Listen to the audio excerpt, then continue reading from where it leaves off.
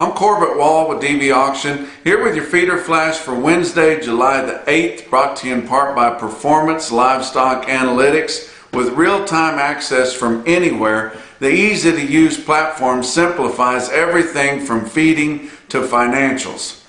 It is getting hot. You talk about dog days of summer. We've got dangerous heat coming here late this week and over the weekend, and it's already hot, guys. But you know, down here in the Texas Panhandle, a lot of cattle feeding going on here. Amarillo area is forecasting 106 to 108 over the weekend here. Late this week through early next week, I tell you what, that's dangerous. And not a lot of humidity down here, but and we've been seeing a lot of high winds with that heat. But now that we're getting into full-on summer, your season changes a little bit and not quite so much wind.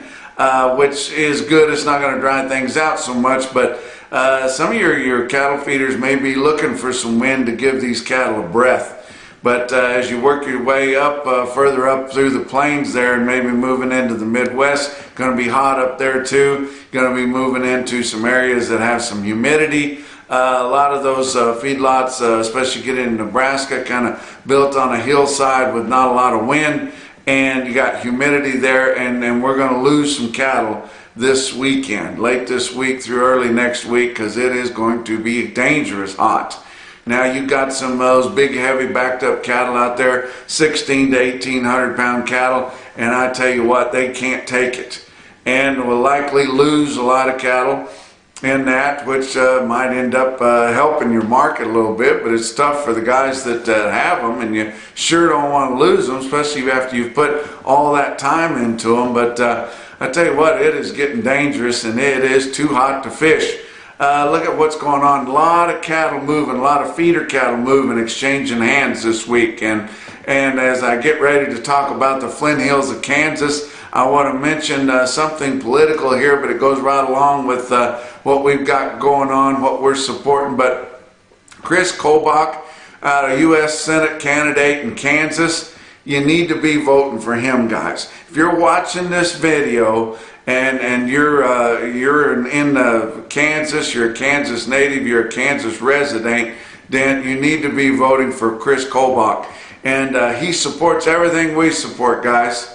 He supports mandatory cool. He supports the Prime Act. He supports the 5014 spot cash bill, Senate bill. He is exactly what we need to replace Pat Roberts there, your Ag Committee Senate Chairman there, that refuses to budge on any of these grassroots things that your cattle people are needing. And we would really like to see more support for him. It looks like he's doing really good from what I hear in the polls, but we need to push him over the line here in the next several days.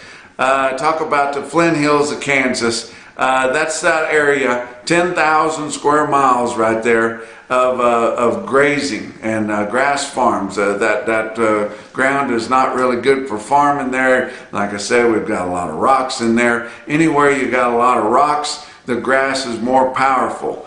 But that grazing region, a vast grazing region, and not a lot there other than that. And if you've been up through there on the Kansas Turnpike, you know how beautiful it is. They typically burn that off every spring before they turn those cattle off.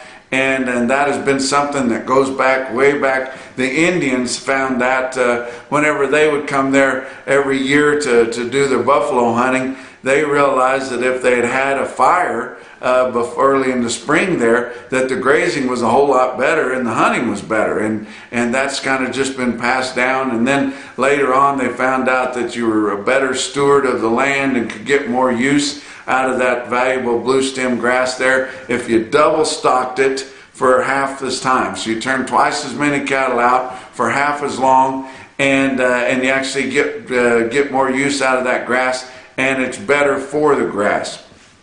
But those cattle are only out there less than 100 days, guys. And still the steers will, usually always gain 250 pounds, especially if you put the right kind out there. Put kind of a short calf weight yearling out there that really got some go to it, got some frame and got some stretch, and then that's the kind they turn out there. But those cattle typically sell private treaty. Direct sales in the country. And you guys know I'm a big auction proponent, and there's going to be a lot of them go to the auctions too. But I would say the bulk of them sell direct. And they don't actually sell that many of them on any kind of a video. They normally have their country buyers that they sell to, and they get them priced like that. Well, hadn't seen a whole lot of those change hands, and just in the last couple of days, all of a sudden, a lot of them are getting sold, and I would say by the end of the week, most of them will be sold, and they are bringing monster prices out there, guys, and just talking to some of the buyers out there, just in the last couple of days, you know, the price on those cattle, the prices that they're asking and the prices that they end up getting are you know, $5 and more higher than they would have been just a week ago. But the 8-weight steers, based 8-weight steers out there in the Flint Hill region there to deliver here in the next 2 to 3 weeks, those cattle are priced in the low 140s, and they're likely getting that. Heard some cattle there in the 8s bringing as much as 140, and some of them priced up into the 140s on the steers. The heifers weighing in the 8s, the low 8s there, asking and kind of getting that 130. So there's your market there. That's your Flint Hill double stock summer green grass yearling price, and it's been spurred on, like I said, it has been from all the videos that's been happening, and just a lot of things happening out there. But we definitely that is a big staple of what your Flint Hill yearlings bring out there. And man, I'm going to try to get up there and maybe hook up with my old buddy Diamond Jimmy Craig there, or some of the guys out of St. Joe or somebody, and go on a delivery there, because I tell you what, there's nothing cooler than being in the Flint Hills of Kansas, especially when they're delivering cattle there. Been able to do that a few times. Let's talk about what's going on with the board. Your Tuesday board, August live cattle futures down 10. Of course, they were up kind of big on Monday, so it's kind of natural that you see them come down a little bit, but down just 10 cents, showing a lot of strength there on your fat cattle futures, down a dime, closing at $100 even for August. October up 25 cents at 104.17. You're going out from there, and they were down 70 to up 2 cents, but pretty strong on the nearbys.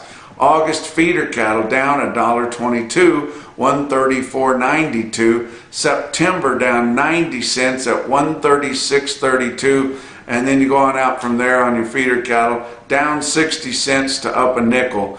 But like I said, you know, since it was up pretty good on Monday, it did show some strength. They were down harder than that at some point during the trading session on Tuesday and kind of come back, but not real volatile. You know, not like the volatility that we used to see, and things are still staying pretty stout. And like I said, everybody is just discounting all fundamentals. They're kind of just looking at the glass being half full.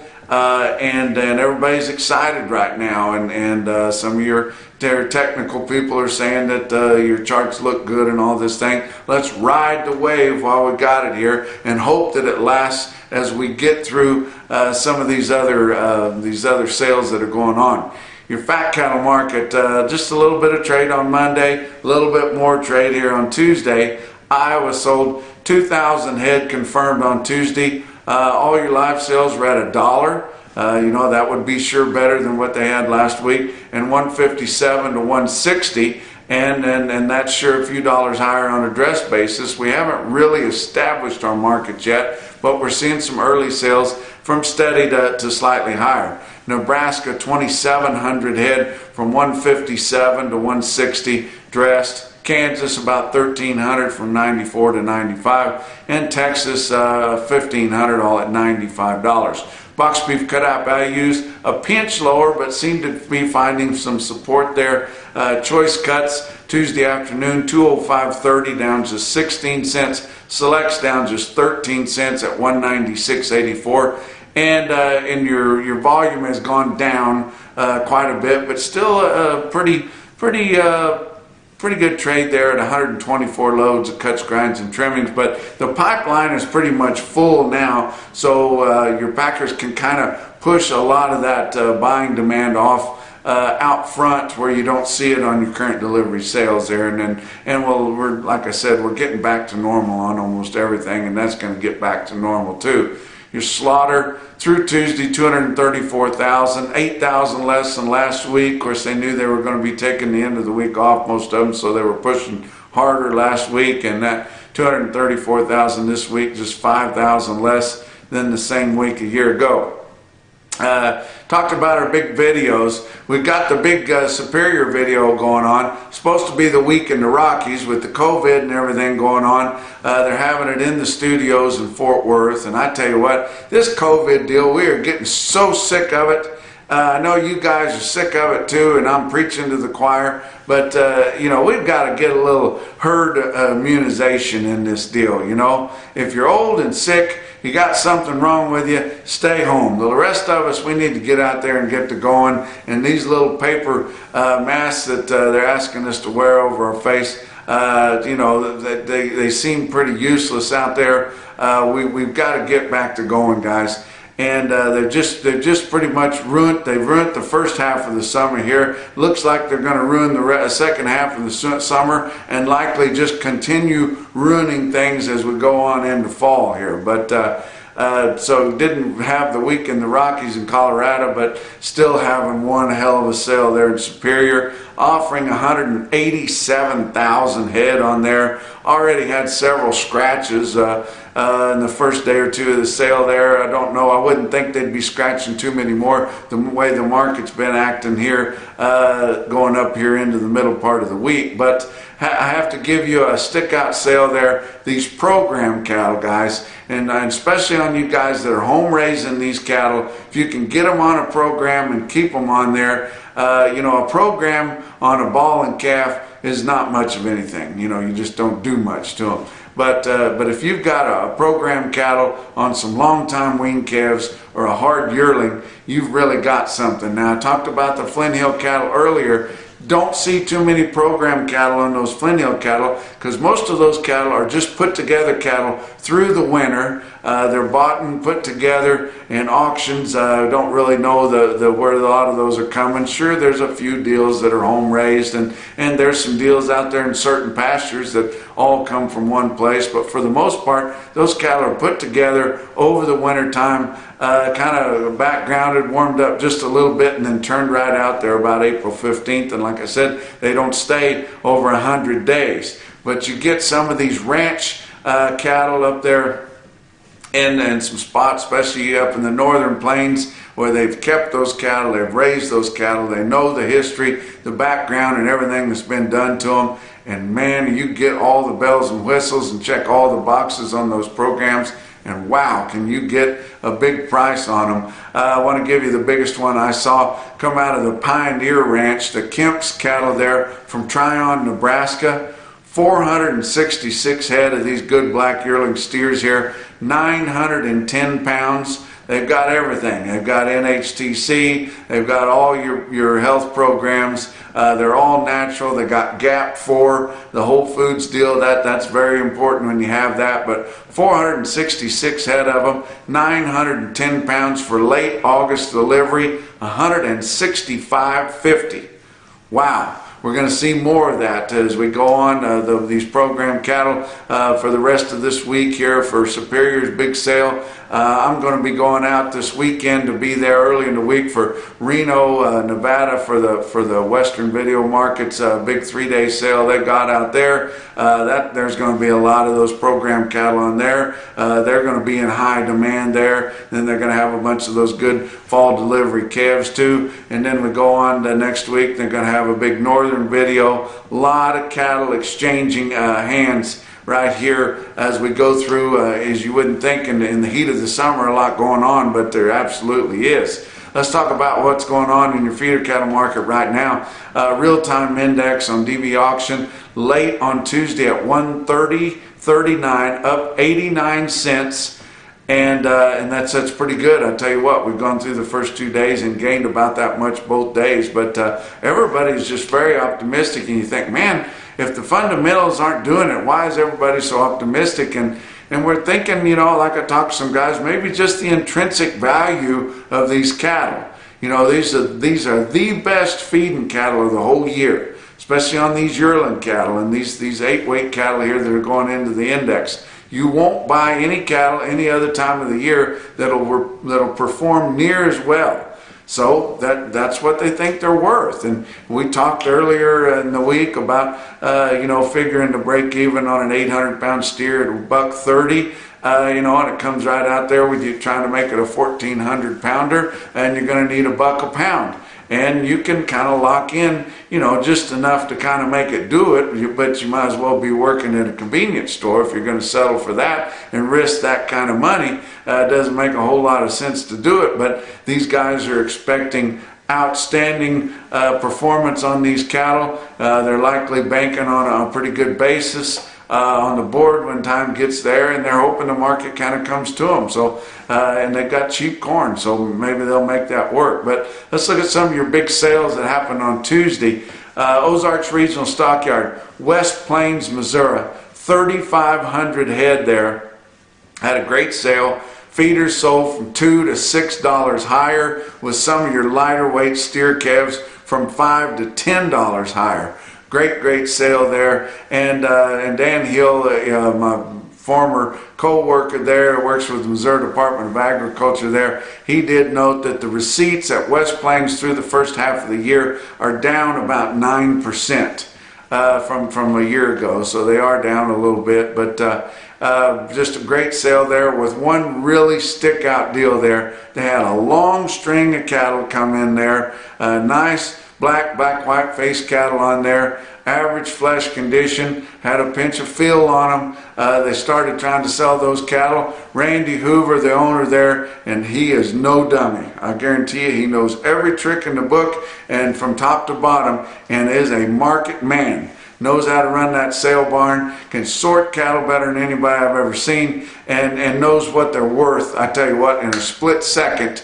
And he wasn't happy with the way those cattle were getting started. Jumped up on the ring fence there and asked the man, "You want me to sell these cattle for you? You gonna let me sell them for you? Want me to show you how?" And he says, give me a 2% pencil shrink on there. Is that okay? Consignor said, heck yeah, whatever it takes. He says, I want to get to market on these cattle. Offered to buyers a 2% pencil shrink. Sells 455 head of 925-pound cattle in the ring in south central Missouri at $125. That's the way you help a man market his cattle right there.